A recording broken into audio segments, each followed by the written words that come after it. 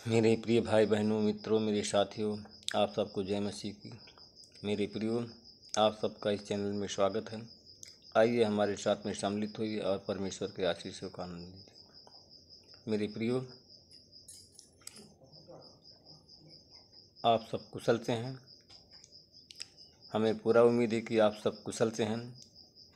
आपके बच्चे, आपका परिवार सब कुशल है, क्योंकि परमेश्वर की आशीष आप सबके परिवार में है।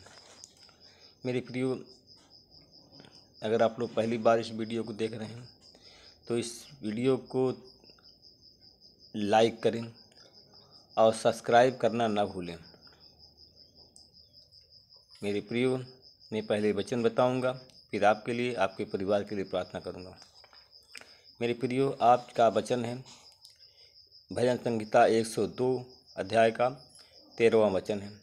वह इस प्रकार है, तू उठेगा और सिंहासन पर दया करेगा और उस पर कृपा करने का यही समय है। वह निर्धारित समय आ पहुंचा है। आमीन। मेरे प्रियो, वह समय, निर्धारित समय आ गया है कि हम जब देखते हैं कि वह निर्धारित समय कब आया है और वह दया करने का, हम देखते हैं पहले राजा की किताब में कि गिलनाद प्रदेश में तिवसे नामक एक शहर था। मेरे प्रियो, गिलनाद शहर में एक तिवसे नामक का एक नगर था और उस नगर में का रहने वाला एलिया ने आहाब से कहा कि जिस इजरायली राष्ट्र के प्रभु परमेश्वर के सम्मुख मैं सेवारत हूँ और सेवा करता हूँ, और उस जीवित परमेश्वर की सौगंध जब तक मैं नहीं कहूँगा तब तक पूरे साल भर तक न इस देश में ओस गिरेगी और न वर्षा होगी। मेरे प्रियो, प्रभु का यह वचन एलिय्याह को सुनाई दिया। मेरे प्रियो, प्रभु का वचन एलिय्याह को सुनाई दिया, तू वहाँ से प्रस्थान कर। मेरे प्रियो, परमेश्वर ने, क्योंकि एलिय्याह परमेश्वर का जन था और परमेश्वर एलिय्याह से प्रेम करता था, प्रभु का यह वचन एलिय्याह को सुनाई दिया, तू यहाँ से प्रस्थान कर और पूरब की ओर चला जा। अगर तू वहाँ पर यरदन नदी के, कहा कि तू पूरब की ओर चला जा, और यह मेरे प्रियो कहा कि तू यरदन नदी की पूर्व दिशा की ओर करीत नामक एक घाटी है। कहा यरदन नदी के पूर्व दिशा में करीत नामक एक घाटी है, तू वहाँ जा और वहाँ पर अज्ञातवास कर।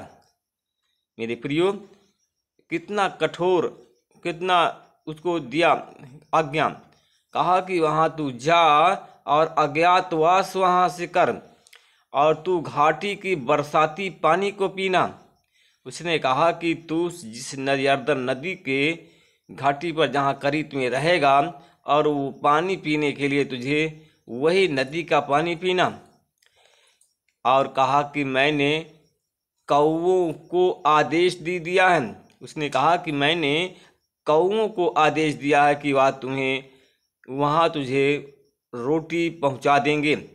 मेरे प्रिय भाई बहनों, मित्रों, मेरे साथियों, क्यों परमेश्वर एलिय्याह से प्रेम करता था, तभी तो उससे कहा कि तू अज्ञातवास कर नदी के किनारे, मैं तुम्हारे भोजन की व्यवस्था करूँगा और वहाँ वहाँ आपको भोजन कौवे पहुँचाएंगे। मेरे प्रियो, कहा कि मैंने कौवों को आदेश दिया कि वे तुझे वहाँ पर भोजन पहुँचाएंगे। अतः उनकी बात को मानकर और जो परमेश्वर का वचन सुनाई दिया था वह वचन को मान करके एलिय्याह वहाँ चले गए। उन्होंने प्रभु के वचन के अनुसार काम किया। मेरे प्रियो, उसने प्रभु के वचन के अनुसार काम किया। वह यरदन नदी की पूर्व दिशा में स्थित करीत नगर में घाटी करीत नगर की घाटी में रहने लगे। मेरे प्रियो, कौवे सवेरे और शाम उनके पास में रोटियां पहुंचाया करते थे। मेरे प्रियो, घाटी की बरसाती पानी को वह पिया करते थे। मेरे प्रियो भाई बहनों, मित्रों, मेरे साथियों, अगर परमेश्वर से आप प्रेम करेंगे, परमेश्वर की आज्ञाओं को मानेंगे, जैसे एलिया के लिए परमेश्वर ने भोजन पहुंचाया था, कौवों से पहुंचाया करते थे, उसी प्रकार आपको परमेश्वर भोजन की कोई कमी नहीं रखेंगे, कोई कमी घटी नहीं होगी, आप भूखे नहीं रहेंगे। मेरे प्रियो, हम देखते हैं कि जब उस देश में वर्षा नहीं हुई, मेरे प्रियो, जब जहाँ पर एलिय्याह ने कहा था कि यहाँ ना ओस गिरेगी 1 साल और ना पानी की वर्षा होगी, जब वर्षा नहीं हुई तो उस समय कुछ समय के पश्चात बरसाती पानी सूख गया। मेरे प्रियो, जब वर्षा नहीं हुई, जिस नदी के किनारे एलिय्याह बैठे थे उस नदी का पानी सूख गया। मेरे प्रिय भाई बहनों, मित्रों, मेरे साथियों, तब प्रभु का वचन फिर एलिय्याह को सुनाई दिया और कहा कि उठ और सीदोन राज्य के सरफत नगर को चला जा। कहा कि तू उठ और सीदोन राज्य के सरफत नगर को चला जा और वहाँ तू रहना। मैंने यह प्रबंध किया है कि वहाँ एक विधवा है जो तुझे भोजन खिलाएगी। आमीन। मेरे प्रियो, कहा कि मैंने तुम्हारे लिए व्यवस्था कर दी है और तू वहाँ पर रहना सरफत नगर में, और वहाँ एक विधवा है और वह एक विधवा स्त्री है जो तुझे भोजन खिलाएगी। मेरे प्रियो, एलिय्याह उठे और सरफत नगर को चले गए, और जब वह नगर के प्रवेश द्वार पर पहुँचे, जब उन्होंने देखा कि एक विधवा स्त्री लकड़ी बीन रही है। आमीन। मेरे प्रियो, मेरे भाई बहनों, जब देखा कि वह एक स्त्री है कि जो कि लकड़ी बीन रही है, तब एलिय्याह ने उसे पुकारा और उससे बोले, कृपया करके मुझे एक छोटे से बर्तन में पानी पिला दो।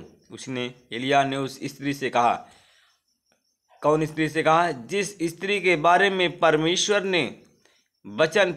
के वचन के द्वारा उससे कहा गया था, वही स्त्री से उसने कहा, एक छोटे से बर्तन में मेरे प्रिय बहन मुझे पानी पिला दे। मेरे प्रिय भाई बहनों, मेरे साथियों, कहा कि एलिय्याह ने कहा, मैं पानी पीऊँगा। जब विधवा पानी लेने लगी, तब एलिय्याह ने उससे पुकार कर कहा, जब वह पानी लेने लगी मेरे प्रियो, तब एलिय्याह ने उससे पुकार करके कहा कि पानी के साथ में रोटी का एक टुकड़ा भी लाना। आमीन। तब वह स्त्री बोली कि आपके जीवित परमेश्वर की सौगंध मेरे घर में पका हुआ भोजन नहीं है। कहा कि आपके जीवित परमेश्वर की सौगंध मेरे घर में पका हुआ भोजन नहीं है।